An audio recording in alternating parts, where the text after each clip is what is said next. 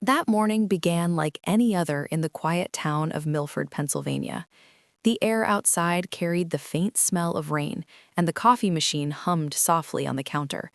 Barbara Owens, most people called her Barb, stood by the window, watching a pair of sparrows peck at crumbs on the porch.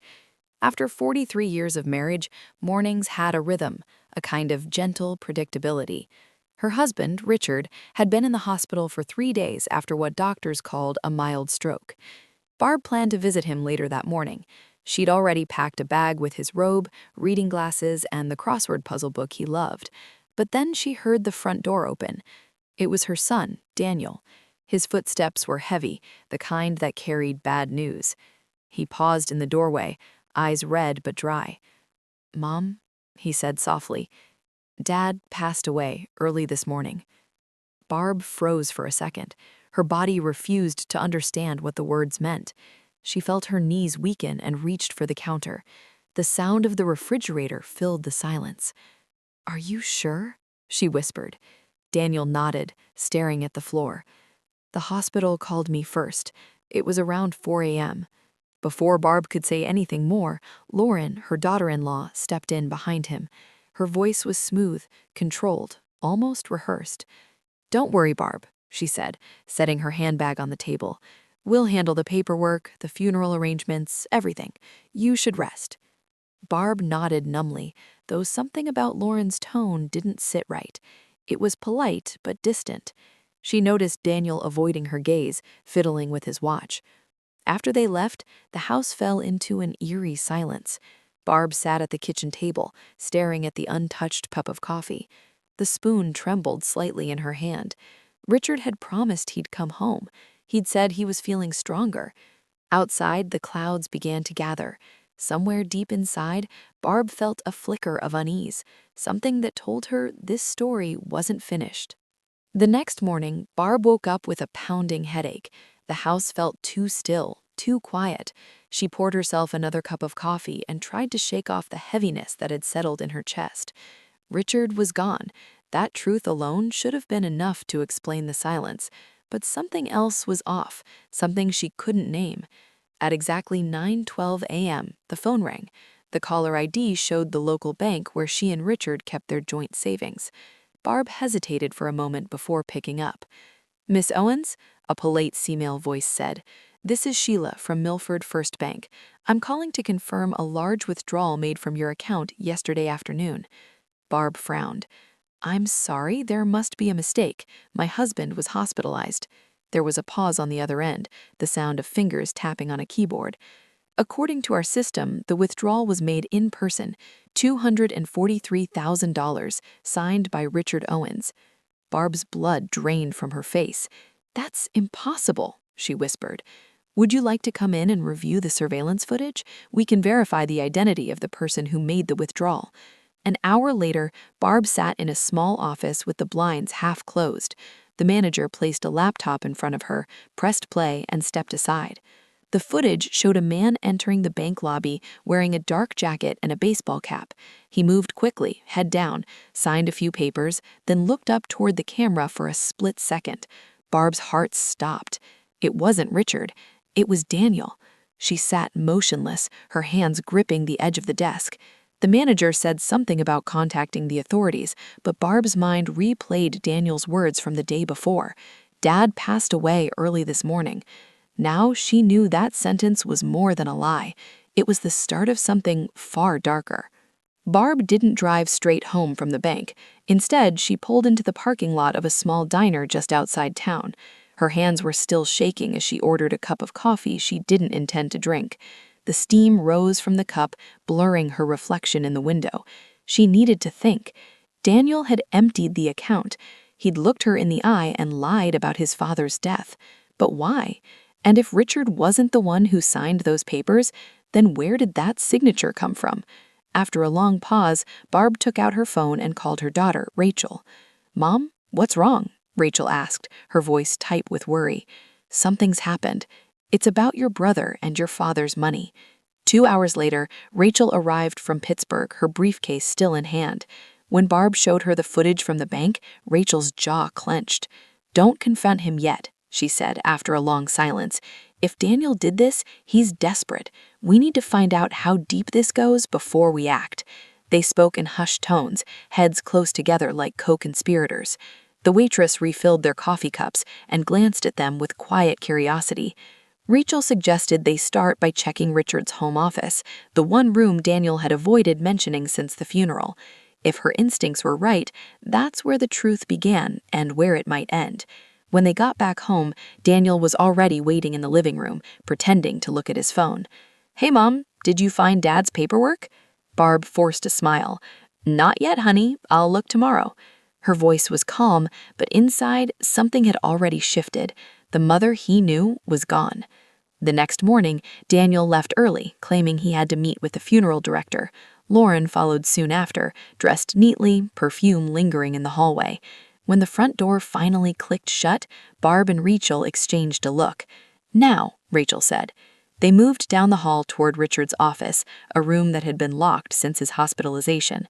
The door was heavy oak, the kind her husband used to boast about building himself. Barb reached under the edge of a hallway runner and pulled out a small brass key. Richard had always kept a spare hidden there just in case. The lock turned with a soft click. Dust motes swirled in the sunlight spilling through the blinds. The room smelled faintly of paper and cologne. Everything looked untouched, except for the desk drawer. Its lock had been forced. Rachel crouched down and began sorting through files.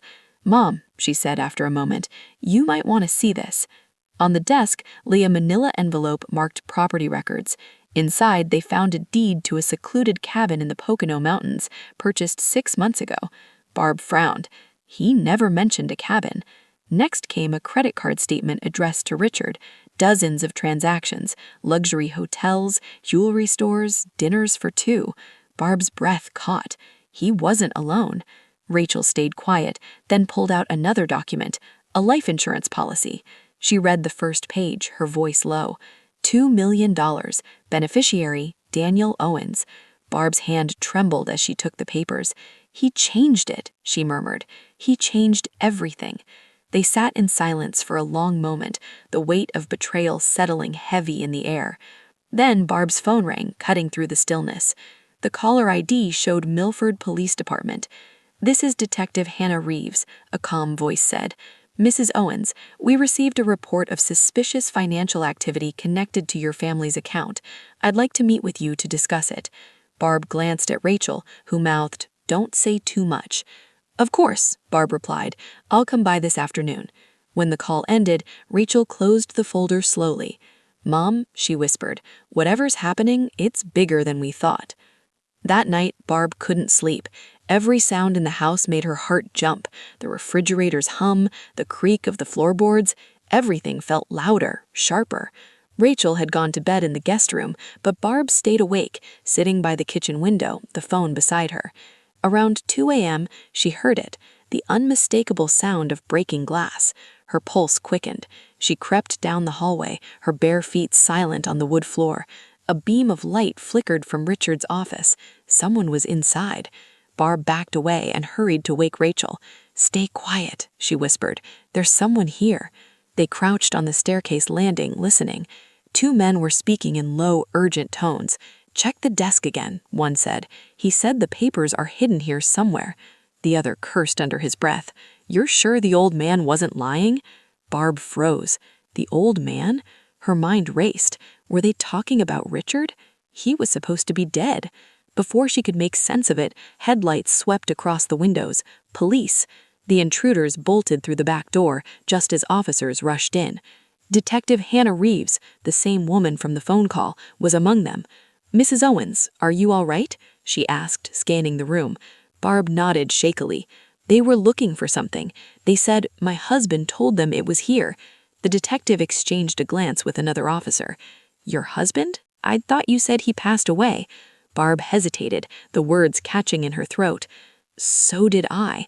The detective walked over to the desk. "We found a listening device here," she said, holding up a small black recorder. "Whoever planted it has been monitoring this room." Rachel's face went pale. "Mom, this isn't just about money."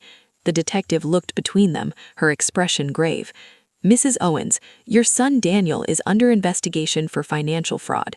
If he's involved with these men, you and your daughter could be in danger." You should stay somewhere safe tonight.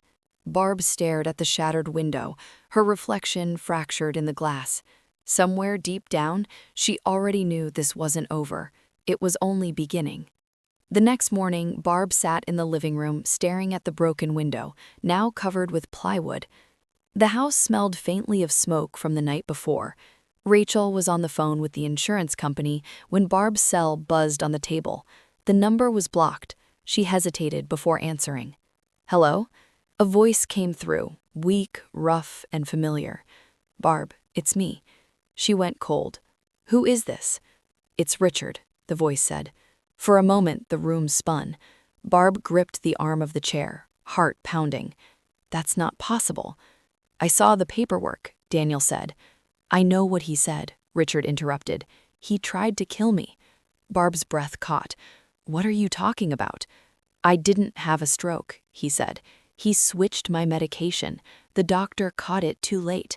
I woke up in a private clinic off the books. A nurse, her name's Diana, helped me get out before Daniel found out." Barb covered her mouth. "Where are you?" "I'm at the cabin, the one in the Poconos. There's a safe under the floorboards. Code is our anniversary. Everything's in there. The bank records, the toxicology report, and a recording. Bring the police, but hurry. Daniel's looking for me." The call crackled and went dead. Barb tried to redial, but the line was gone. Rachel came running in. "Who was that?" "Your father. He's alive." Within the hour, Detective Reeves was at the house, taking notes as Barb recounted every word. "If this is true," Reeves said, "we need to move fast." That night, they drove toward the mountains under a low, heavy sky. Wind whipped through the trees as headlights carved through the darkness. And then, as they rounded the last bend, Barb saw orange light flickering against the pines. The cabin was on fire. Flames clawed at the night sky as Barb's car screeched to a stop. She jumped out before the engine even died, the heat hitting her face like a wave. "Mom, stay back," Rachel shouted, pulling her away from the smoke. Through the chaos, Barb saw movement near the tree line. A shadow, tall and familiar. Daniel. He stood frozen, a red gas can dangling from his hand, the fire reflecting in his eyes. "Daniel," Barb's voice cut through the wind. "What have you done?" He turned toward her, his face pale and streaked with sweat. "You weren't supposed to be here, Mom." Detective Reeves and her team had followed close behind. She shouted, "Put the can down, Daniel. Now." For a moment, it seemed like he might run, but then he dropped it, hands trembling. "You don't understand," he said, voice breaking. "He was going to ruin everything. He was leaving us, leaving you." Barb took a step closer, ignoring the officers around her. "You tried to kill your father," she said, voice low and steady. "You almost killed me." Daniel's face twisted with something between guilt and desperation. "I did it for us," he said. "He was giving everything to that nurse. You think he cared about you? He lied to you. He always lied." Barb shook her head slowly. "Maybe he did, but not like this. Not murder." Detective Reeves moved in, her voice firm. "Daniel Owens, you are under arrest for attempted murder, arson, and fraud. You have the right to remain silent." Daniel didn't resist. He just stood there, shoulders slumped, as the officers cuffed his hands behind his back. As they led him past her, Barb met his eyes one last time. For a brief second, she saw the boy he once was, the little boy who used to bring her wildflowers from the backyard. Then he was gone, swallowed by the flashing red and blue lights. The fire crackled louder, collapsing what remained of the cabin. Barb turned toward the flames, tears streaming down her cheeks, and whispered, "It's over, Richard. It's finally over." The days that followed blurred together, police reports, court hearings, and endless questions. The evidence from the cabin's remains, including a partially melted safe, confirmed everything Richard had told her. Inside, investigators found fragments of financial statements, a voice recorder, and traces of the sedative Daniel had used. Richard survived, but barely. He was recovering in a private hospital under police protection. When Barb finally saw him, he looked older, smaller somehow, like a man carrying the weight of all his mistakes. "I didn't mean for any of this to happen," he said, voice raspy. "I just want it out." Barb studied him for a long moment before replying, "You always wanted out, Richard. You just didn't expect the fire to follow you." They signed the divorce papers quietly a few weeks later. No shouting, no tears, just two people acknowledging an ending that had been years in the making. Daniel's trial moved quickly, with the recordings and forensic reports. There was little room for denial. He was sentenced to 18 years in prison for attempted murder, arson, and fraud. When the verdict was read, Barb sat in the back of the courtroom, hands folded in her lap. She didn't cry, she didn't feel triumph either, just a deep, steady calm, like a storm that had finally passed. Afterward, she spoke briefly with her daughter-in-law, Lauren. "You don't owe me anything, but I'll help with the kids." Lauren nodded, tears in her eyes. "You're a better woman than I'll ever be." Barb smiled faintly. "No, just one who's finally learned when to stop forgiving." Before leaving the courthouse, she paused in the hallway, feeling the cool marble beneath her fingertips. For the first time in months, she could breathe. The truth had burned everything down, but from the ashes, she was still standing. 6 months later, spring arrived early in Milford. The air smelled of rain and lilac, and the first warm breeze drifted through the open kitchen window. Barb stood at the counter, packing a small leather suitcase. The same kitchen where everything had fallen apart now felt lighter, quieter, like a new house built on old foundations. Rachel helped her fold the last sweater. "You're really doing it," she said, smiling. Barb nodded. "Ireland's been on my list for 40 years. I figure it's time I stop waiting." Outside, the taxi honked. She took one last look around the room. The coffee mug by the sink, the faded curtains, the photo of her children from years ago. For a moment, sadness brushed against her heart, but it didn't linger. "I thought starting over meant forgetting. Turns out it just means remembering without pain." Rachel hugged her tightly. "You earned this, Mom." At the airport, Barb watched the planes rise one by one into the clouds. When her turn came, she felt no fear, only a quiet thrill. As the wheels left the ground, she whispered to herself for the first time in 43 years, "I'm living for me." Below, the world spread wide and green. Sometimes survival isn't about revenge, it's about rebirth, finding the courage to keep living after everything burns down. And for Barbara Owens, the woman who had lost everything, this was not an ending. It was the beginning she should have had all along.